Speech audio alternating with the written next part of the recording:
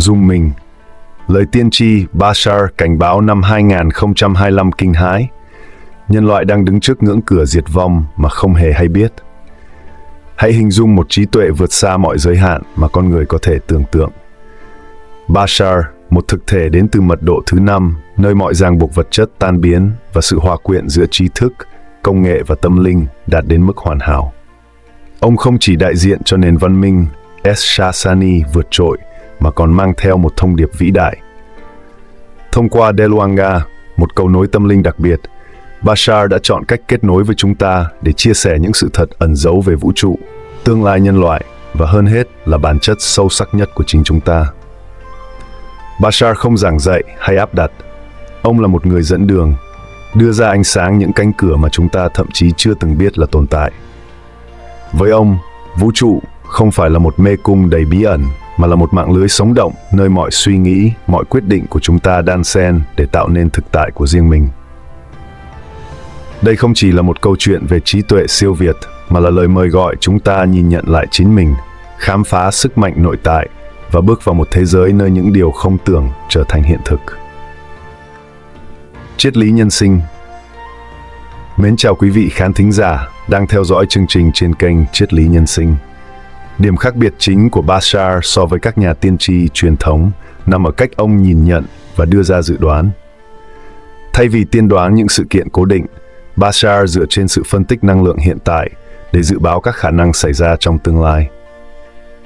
Theo ông, tương lai không phải là một con đường đã được định sẵn, mà là kết quả của dòng chảy năng lượng từ hiện tại. Năng lượng này chính là tổng hòa của suy nghĩ, hành động và ý thức tập thể của loài người. Bashar nhấn mạnh rằng con người không phải là những cá thể thụ động trước số phận, mà họ chính là những người sáng tạo có khả năng thay đổi dòng chảy này thông qua nhận thức và ý chí tự do. Những dự đoán của Bashar thường thu hút sự chú ý nhờ độ chính xác cao, đặc biệt là trong những sự kiện quan trọng của thế giới. Một ví dụ tiêu biểu là cảnh báo của ông về vụ tấn công khủng bố tại New York năm 2001. Trước thời điểm xảy ra sự kiện, Bashar đã dự đoán rằng một sự kiện lớn sẽ xảy ra tại New York, làm thay đổi bức tranh toàn cầu. Thật đáng kinh ngạc, lời dự đoán này đã trở thành hiện thực với sự kiện ngày 11 tháng 9, không chỉ gây chấn động thế giới mà còn thay đổi hoàn toàn các khía cạnh chính trị, an ninh và xã hội quốc tế. Một dự đoán nổi bật khác của Bashar là nhận định về cuộc bầu cử Mỹ năm 2016. Ông cho rằng sự kiện này sẽ đánh dấu khởi đầu của một chuỗi thay đổi lớn, làm rung chuyển nền tảng xã hội và chính trị của thế giới. Quả thực, từ năm 2016, chúng ta đã chứng kiến hàng loạt biến động lớn, từ sự thay đổi trong tư duy chính trị đến các xung đột về văn hóa và xã hội. Những sự kiện này đã định hình lại cách mà con người nhìn nhận về hệ thống chính trị, các giá trị xã hội và mối quan hệ quốc tế. Điều đáng chú ý là Bashar không chỉ dừng lại ở việc dự đoán. Các thông điệp của ông được xem như lời nhắc nhở quan trọng, kêu gọi nhân loại tỉnh thức và chuẩn bị tinh thần để đối mặt với những thay đổi sắp đến. Ông truyền tải thông điệp rằng nếu nhân loại có thể nhận thức rõ hơn về dòng chảy năng lượng hiện tại và chủ động thay đổi nó, tương lai có thể được định hình theo hướng tích cực hơn. Những dự đoán này không chỉ đơn thuần là cảnh báo, mà còn là lời kêu gọi hành động, khuyến khích loài người khám phá tiềm năng to lớn của mình để kiến tạo một tương lai tốt đẹp hơn. Với phương pháp dự đoán độc đáo và triết lý mang tính khai sáng, Bashar không chỉ đóng vai trò như một người tiên đoán, mà còn như một nhà triết học về tương lai, giúp con người hiểu rõ hơn về vai trò của mình trong việc sáng tạo và định hình thế giới. Những lời khuyên và dự đoán của ông không chỉ là cảnh báo, mà còn là nguồn cảm hứng, khuyến khích con người tin tưởng vào khả năng tự thay đổi và vượt qua những thách thức đang đến gần. Hãy tưởng tượng, năm 2026 hoặc 2027, nhân loại sẽ trải qua một sự kiện làm thay đổi toàn bộ nhận thức về sự tồn tại của mình. Theo Bashar, người ngoài hành tinh sẽ chính thức tiếp xúc với chúng ta, không phải bằng một cuộc xâm lăng hoành tráng hay những hình ảnh gây choáng ngợp như trên màn ảnh Hollywood, mà bằng một quá trình chậm rãi, cẩn trọng và đầy chiến lược. Đây sẽ không phải là cú sốc văn minh, mà là lời mời khéo léo từ vũ trụ, một dấu hiệu để nhân loại bắt đầu bước vào một kỷ nguyên mới. Bashar miêu tả những vị khách này sẽ xuất hiện với hình dáng gần giống con người, không phải để hòa mình hoàn toàn, mà để chúng ta không cảm thấy xa lạ đến mức sợ hãi. Họ sẽ điều chỉnh tần số năng lượng của mình, như cách ta hạ âm thanh trong một căn phòng để không làm ai giật mình. Sự hiện diện của họ sẽ không phải để phô diễn sức mạnh, mà là để gửi đi một thông điệp: bạn không cô độc trong vũ trụ bao la này.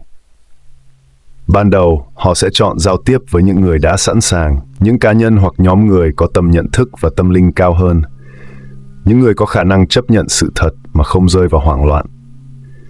Đây là những cánh cửa đầu tiên để nhân loại làm quen với sự hiện diện của các nền văn minh ngoài trái đất. Sau đó, phạm vi tiếp xúc sẽ mở rộng, từ từ len lỏi vào các tầng lớp khác trong xã hội. Mọi bước đi đều được tính toán kỹ lưỡng nhằm đảm bảo rằng nhân loại có thời gian để thích nghi với ý tưởng rằng mình không phải là trung tâm duy nhất của vũ trụ. Nhưng sự kiện này không chỉ đơn thuần là một cuộc gặp gỡ, nó sẽ giống như một chiếc gương khổng lồ buộc loài người phải nhìn lại chính mình. Những giới hạn trong nhận thức, những định kiến cứng nhắc và cả nỗi sợ hãi sâu thẳm cho những điều chưa biết. Bashar khẳng định đây sẽ là thách thức lớn nhất mà nhân loại từng đối mặt, nhưng đồng thời cũng là cơ hội lớn nhất để chúng ta vượt qua chính mình. Sự tiếp xúc này sẽ không chỉ mang lại câu trả lời cho những câu hỏi vũ trụ vĩnh cửu, mà còn mở ra cánh cửa dẫn đến những tri thức chưa từng biết. Người ngoài hành tinh sẽ không đến với mục đích thống trị hay chiếm đoạt, mà để chia sẻ công nghệ vượt bậc, cách sống hòa hợp và một cái nhìn toàn diện hơn về bản chất của sự tồn tại.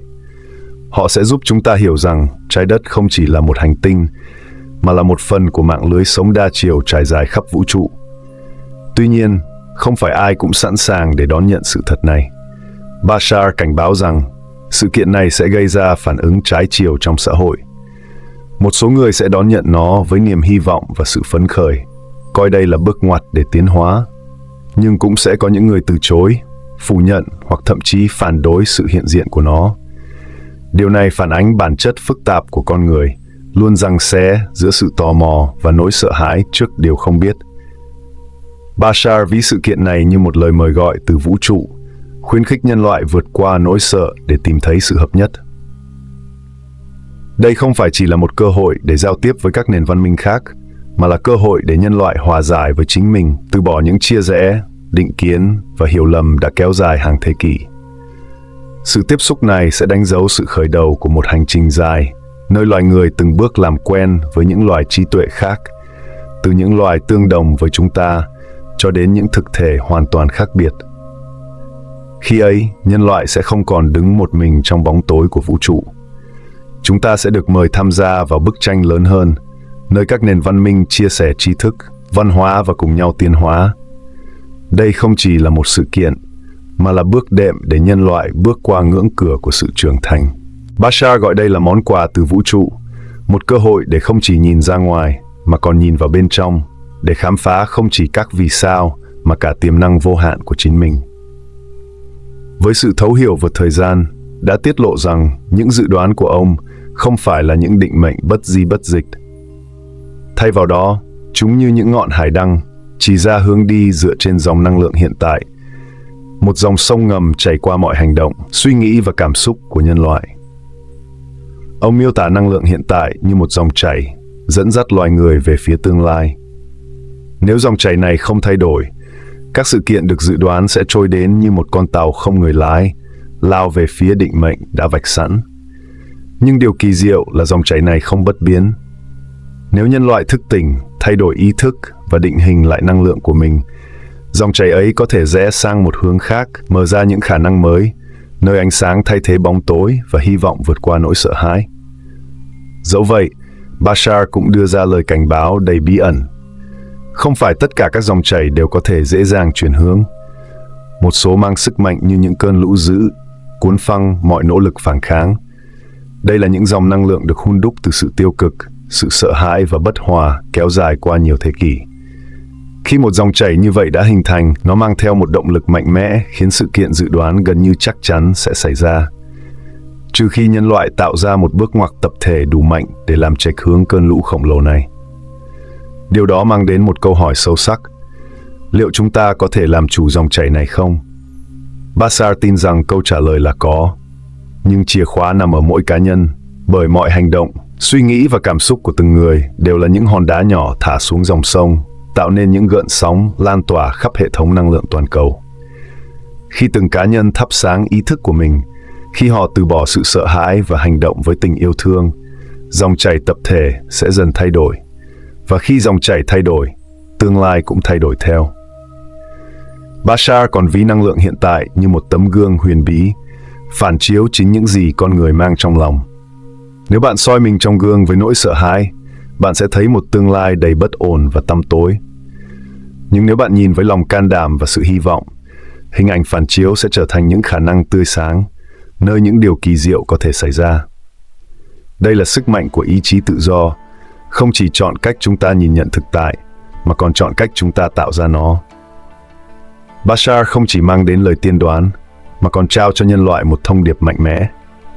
Tương lai không phải thứ xảy đến với bạn, mà là thứ bạn tạo ra. Điều này không chỉ là một niềm an ủi, mà còn là một trách nhiệm lớn lao. Sự thức tỉnh của từng cá nhân, sự thay đổi trong nhận thức tập thể, tất cả đều là những mảnh ghép trong bức tranh năng lượng toàn cầu. Khi mỗi người dám đối diện với bóng tối trong mình, dám thắp lên ngọn lửa hy vọng, thì dòng chảy năng lượng sẽ chuyển động, kéo cả nhân loại về phía những tương lai mà họ xứng đáng. Vậy bạn sẽ chọn gì? Sẽ để dòng sông năng lượng cuốn mình theo những gì đã vạch sẵn, hay sẽ nắm lấy sức mạnh nội tại, làm thay đổi dòng chảy? Bashar đã trao chìa khóa, nhưng cánh cửa chỉ mở ra khi con người dám bước tới. Tương lai là một tấm màn bí ẩn, nhưng bạn chính là người vẽ nên những gì sẽ xuất hiện phía sau nó. Và chính trong khoảnh khắc bạn hiểu được điều này, dòng chảy năng lượng sẽ thay đổi. Và cả thế giới cũng vậy. Hãy tưởng tượng một khoảnh khắc khi bầu trời không chỉ là một khoảng không vô tận, mà trở thành cánh cửa kết nối nhân loại với những nền văn minh vượt xa trí tưởng tượng. Theo ông, sự tiếp xúc với người ngoài hành tinh không chỉ là một cuộc gặp gỡ, mà là một biến cố mang tính cách mạng, định hình lại mọi khía cạnh của xã hội và nhận thức con người. Đây sẽ là bước ngoặt lớn nhất trong lịch sử nhân loại, nơi tất cả những gì chúng ta từng biết về thế giới và chính mình sẽ được viết lại. Sự kiện này không diễn ra trong cô lập, mà sẽ xóa mờ những ranh giới vốn đã chia cắt nhân loại qua nhiều thế kỷ. Các quốc gia, văn hóa và hệ tư tưởng đối kháng sẽ dần tan biến trước nhận thức rằng trái đất không chỉ là một tập hợp lãnh thổ, mà là ngôi nhà chung của toàn bộ nhân loại. Một khi hiểu rằng chúng ta không phải là sự sống duy nhất trong vũ trụ, ý niệm chia rẽ sẽ trở nên nhỏ bé và lỗi thời. Thay vào đó, con người sẽ bắt đầu đoàn kết hướng tới một tương lai hợp nhất toàn cầu. Không phải vì bắt buộc, mà vì sự thật rằng chúng ta chỉ là một phần nhỏ trong hệ thống vũ trụ rộng lớn hơn. Nhưng đó mới chỉ là khởi đầu. Sự tiếp xúc này sẽ mở ra cánh cửa để nhân loại bước vào xã hội thiên hà, một cộng đồng các nền văn minh liên kết với nhau bằng trí thức, sự tôn trọng, hợp tác. Dẫu rằng chúng ta có thể ở vị trí thấp nhất trong hệ thống này, vai trò của loài người không hề bị đánh giá thấp. Thay vào đó, chúng ta sẽ được trao cơ hội để học hỏi từ những nền văn minh phát triển hơn, tiếp cận những công nghệ vượt thời gian và khám phá những cách sống mới mẻ, hòa hợp hơn với chính mình và hành tinh. Tuy nhiên, Bashar cảnh báo rằng cuộc hành trình này không phải là một con đường bằng phẳng. Để bước qua ngưỡng cửa của một xã hội thiên hà, nhân loại phải đối mặt với chính mình, từ bỏ những nỗi sợ hãi đã ăn sâu vào nhận thức, qua những định kiến cổ hủ và chấp nhận rằng thực tại mới này đòi hỏi chúng ta thay đổi. Sự tiếp xúc không chỉ đòi hỏi con người học cách giao tiếp với những thực thể khác biệt, mà còn đòi hỏi họ đối diện với câu hỏi lớn. Chúng ta thực sự là ai? Và chúng ta sẽ trở thành gì trong vũ trụ này? Sự kiện này không chỉ thúc đẩy sự tiến hóa về khoa học và công nghệ, mà còn mang đến cơ hội để nhân loại phát triển về tâm linh. Đối mặt với những nền văn minh tiên tiến hơn, chúng ta buộc phải mở rộng tư duy, học cách nhìn nhận mọi thứ từ một lăng kính mới.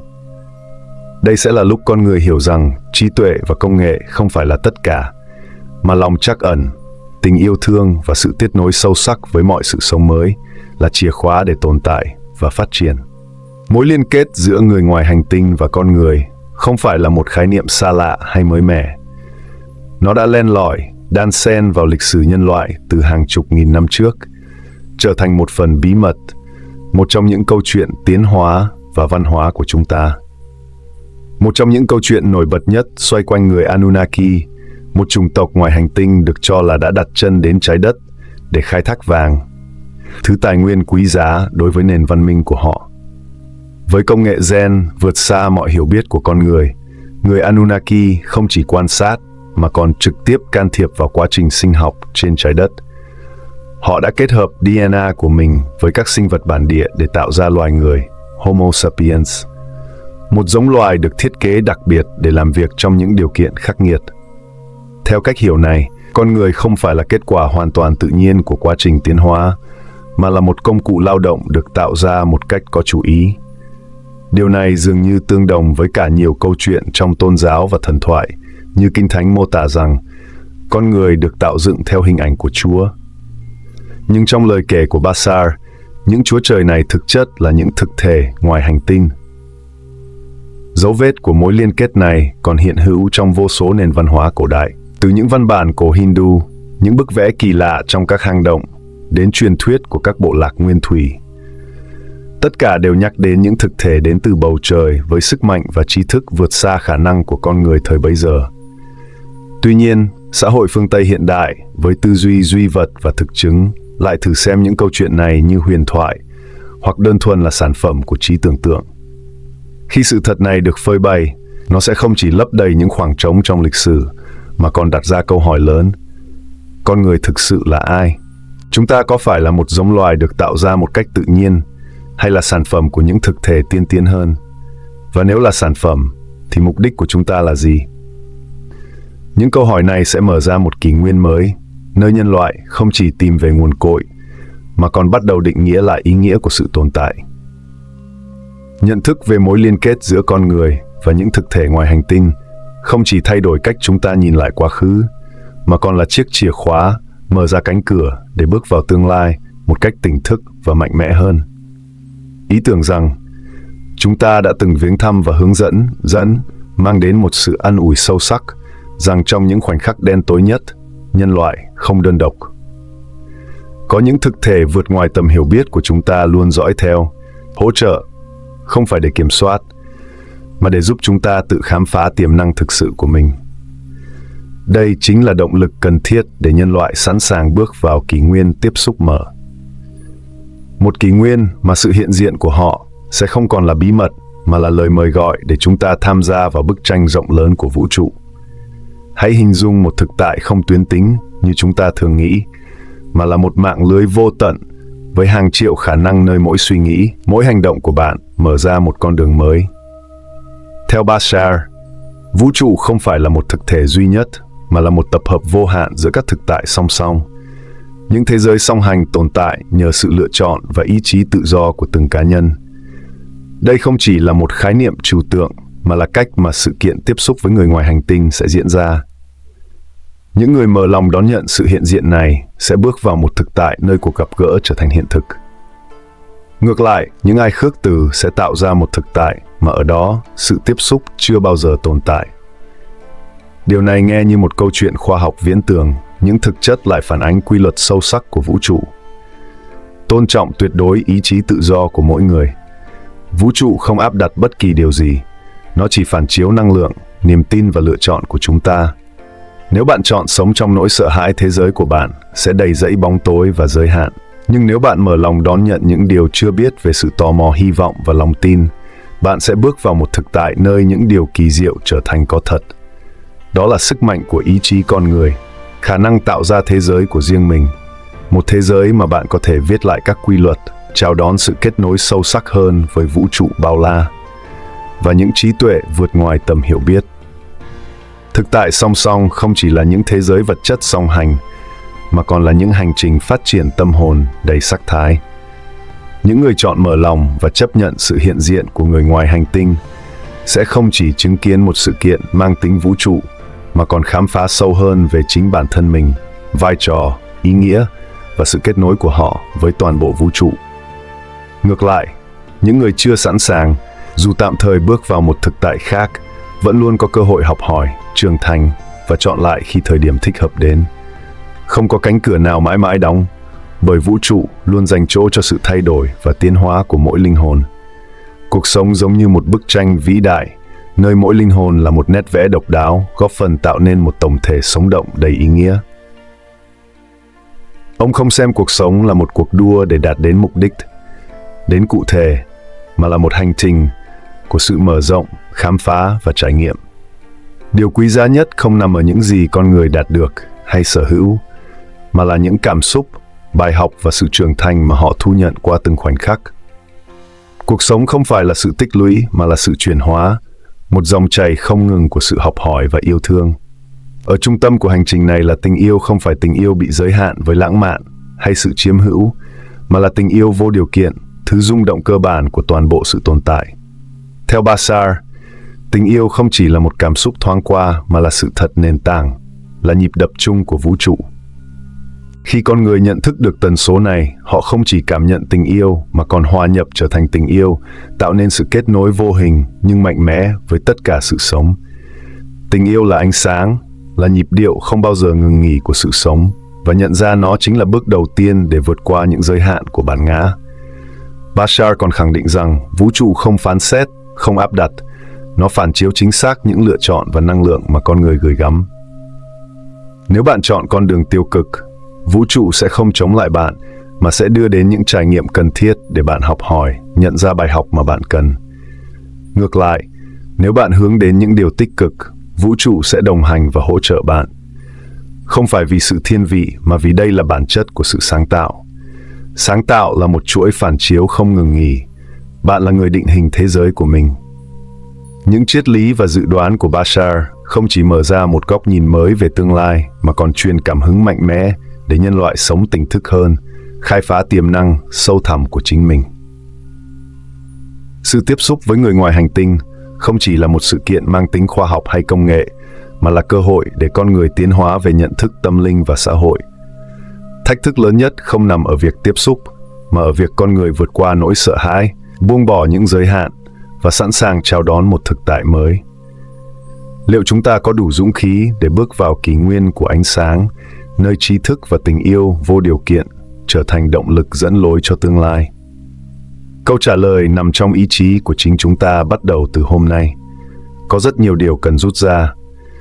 Nếu bạn thấy video này trên kênh Triết lý Nhân sinh có giá trị, vui lòng để lại nhận xét bên dưới.